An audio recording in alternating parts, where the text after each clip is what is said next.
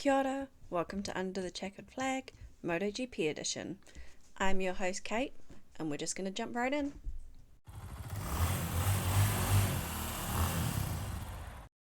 It's Kate, Kelly, and PozzA here, and after a snooze fest of a Japanese Grand Prix, we returned to racing with a phenomenal Phillip Island Grand Prix. We had sensational racing across all three classes, and what a weekend it was. We saw excellent racing from all three classes, and we're just going to jump right in because there's so much to cover.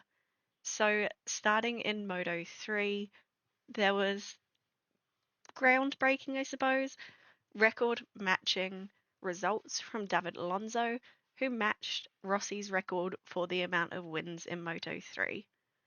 Before we jump onto the racing, I do sort of already have an idea of what your thoughts on this will be, but I want to know what you think about the Ortola and Via crash. Do it was deemed a racing incident with no further actions by the stewards, but looking back, racing incident because his race got ruined as well as Ortola's. I think definitely quite disappointing for both of them, but overall a racing incident. The podium saw Adrian Fernandez in P3, Danny Holgado, who rode a spectacular race in P2, and David Alonso in P1.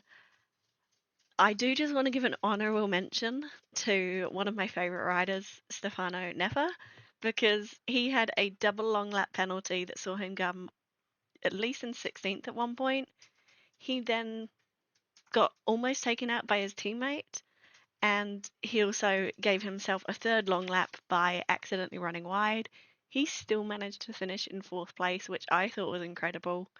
That, along with so many chopping and changing for the lead, it just astounded me. And I always forget, I think, how incredible the racing in Moto 3 can be. And Phillip Island just reminds me 1,000 times over on each and every aspect of it. We see some aggressive but fair riding and some completely fearless riding, and that's definitely what we saw again this year. Moto 3 wasn't the only sensational race of the weekend. Moto 2 was terrifying and utterly stunning. Before we jump into the actual racing, a couple of things to note. One of them is that Joe Roberts was out. He has broken his right scaphoid. Realistically, I think that will have him out for the entire triple header. We may see him back in Valencia if we're lucky, but I'm not going to hold my breath. Vieri was also deemed unfit after a crash, so a slightly reduced grid this weekend. There was an epic battle on the last lap between Firmin Aldeguer and Aaron Canet. Anyone who knows me knows I'm a firm member of both of their fan clubs, so it's extremely stressful for me.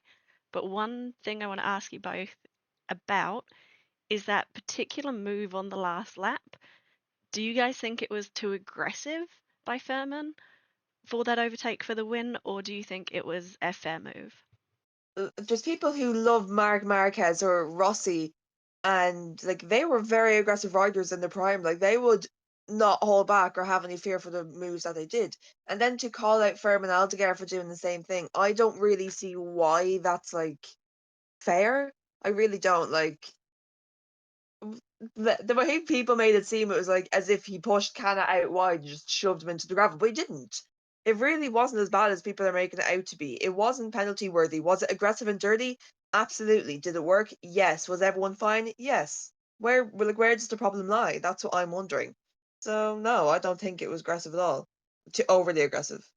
Yeah, for my thinking, it was probably sort of on the line, but at the same time, there's been incidents identical to this that they have let go in the last few races. Obviously, the Ene Bastianini move on Jorge Martin being the most recent example, and they've clearly set a precedent for what's allowed, and at least they're being consistent with it. I guess that's the positive bit.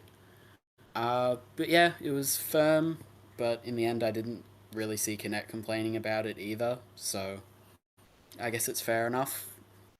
And seeing that move from Furman does sort of reinforce my thinking that he's more deserving of a MotoGP seat than Aaron, which breaks my heart to say, but he's got the guts to pull off that kind of aggressive maneuver where I'm not entirely sure Aaron does, and I'm wondering if that's why we see so many second places. But the podium for Moto2 had a little bit of a sweetener after Alonso Lopez crashed out. That sweetener is that we got a home podium for rookie Senna Agius.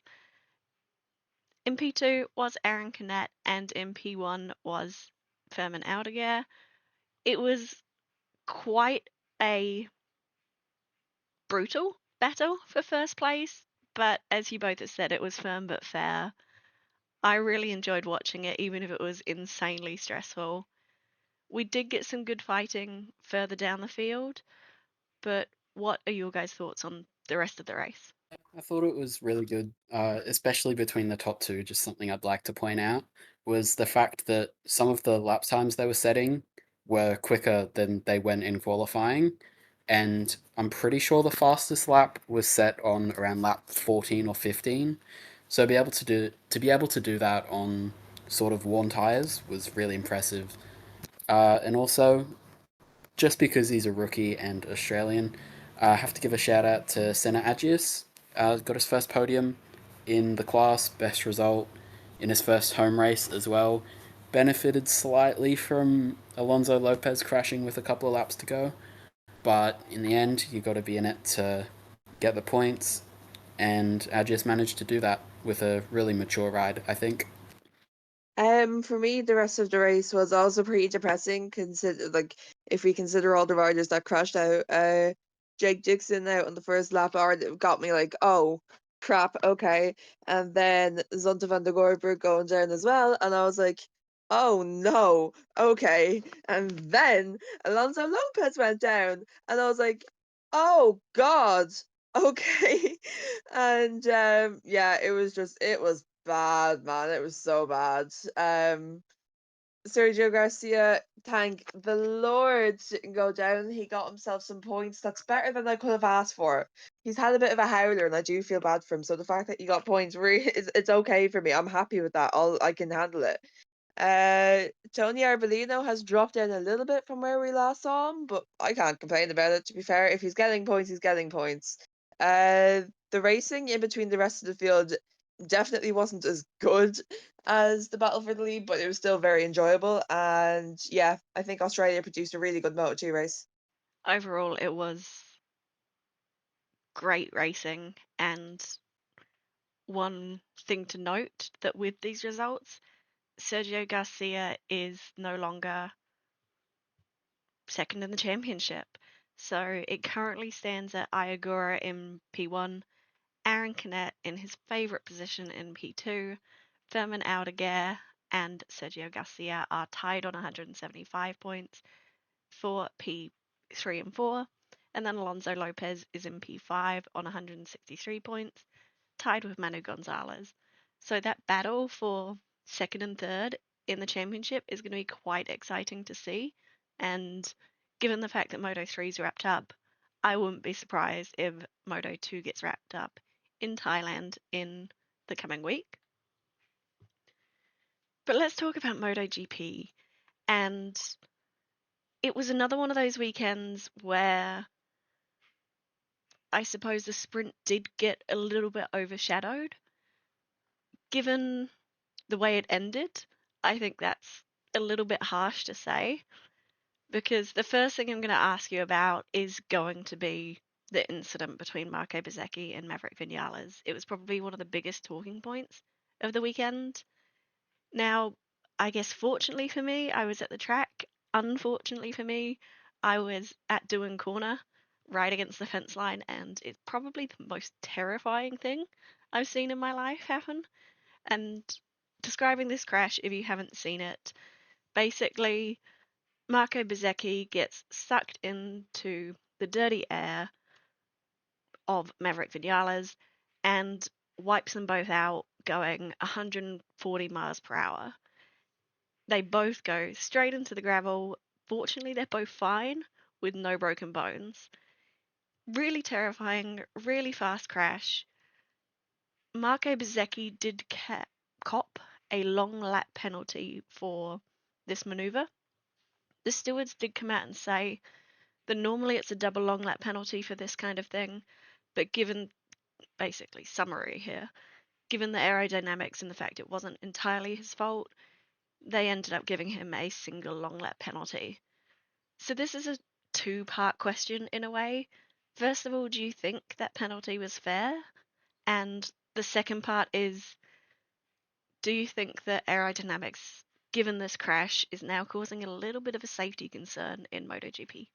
The crash, I feel, was definitely not his fault. Well, like, it was kind of obvious he was trying to brake and it literally was not working. You could see his fingers moving, nothing was happening. I feel like the aero definitely did have a massive part in that crash, because if you look at it from like a certain angle, it literally looks like the bike was sucked in. Like, you know, the way like a vacuum picks up dirt, it literally looked like the bike got sucked right into Maverick Vinales. I really don't think there was anything he could have done, and I don't understand where that penalty came from. I even discussed it on my TikTok. I was like, I don't understand where this penalty has come from. Like, if this happened elsewhere, you wouldn't have done anything. You wouldn't have done anything. You would have said it's a racing incident. FIM, fix your stewarding. It's not fair. Like, what would happen? Let's say, I'm not naming names. Like, this is just an example. Like, if Pedro Costa did that, what, 2 weeks ago, you would have let him off free.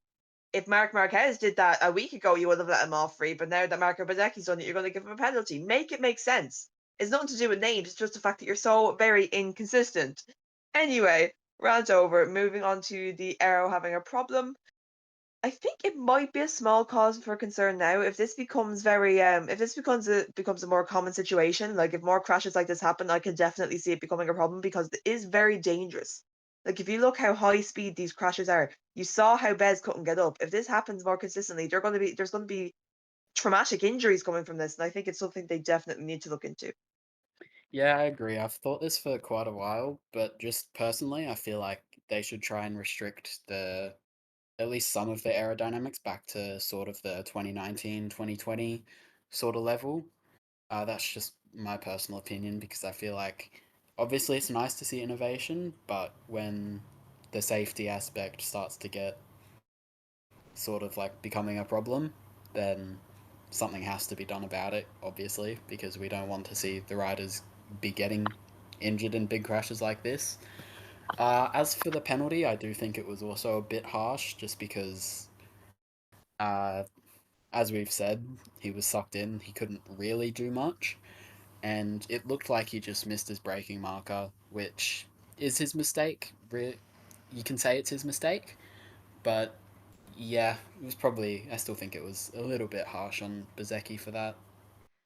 It definitely seems like we're all in agreement. And just one thing I suppose to note more than anything is that Phillip Island is, I want to say, the only track, but it's one of the tracks where the teams and the riders do not have to run their aerodynamics, purely because this is such a big issue with the wind and the speeds and the flowingness of this track, which makes it such phenomenal racing every time we go here.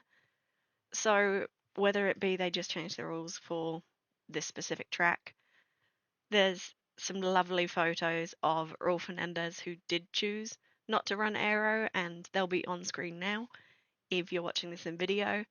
But I have to admit that Aprilia looks so wonderful without those front wings, and it just makes me miss the older bikes.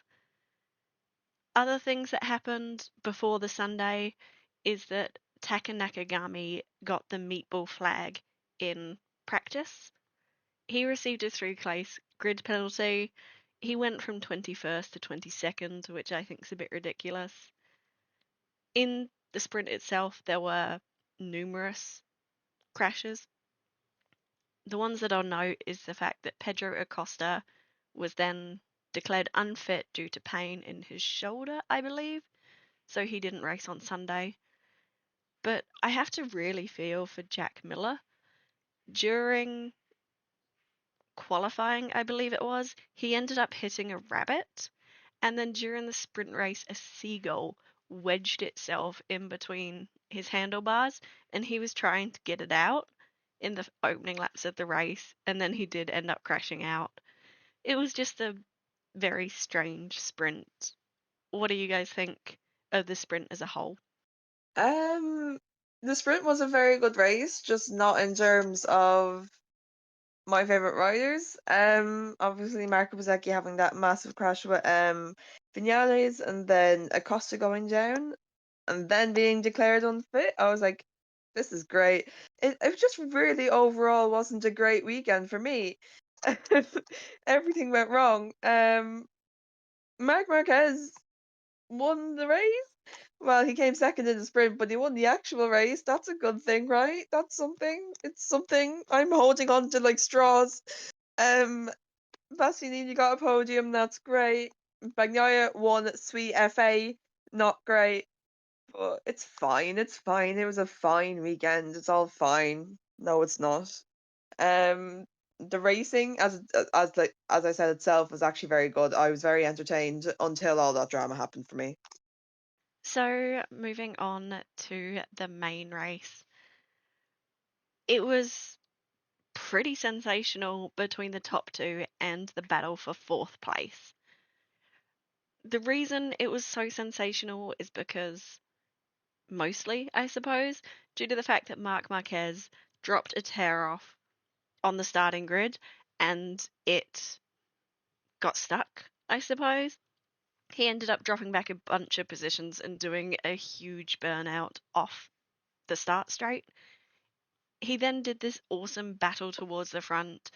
Like Kelly just mentioned, he did cross the finish line in first after an amazing overtake on Jorge Martin.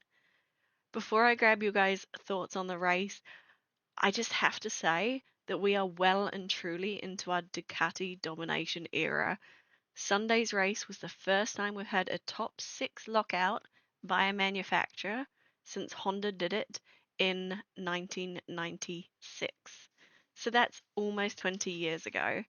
And I just couldn't believe that because it feels like Ducati have dominated for so much longer, and I feel like we should have seen it before now. But the stats don't lie.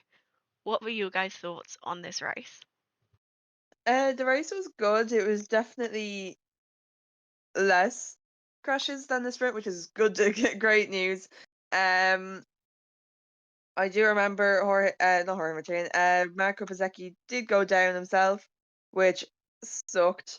But he did manage to finish the race, albeit 45 seconds behind the lead and last.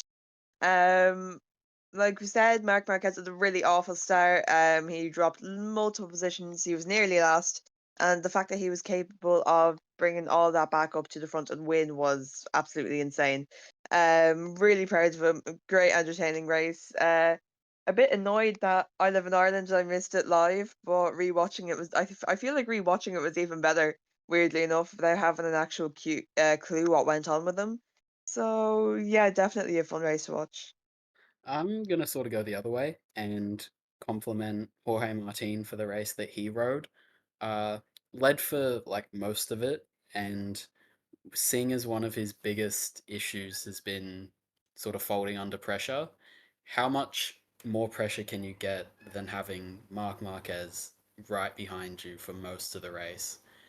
And even after that, he made probably two or three mistakes, which you could say cost him, but I feel like the way that he got straight back, like got his head straight back down, tried to recover from the mistakes, in all but one case managed to recover the positions.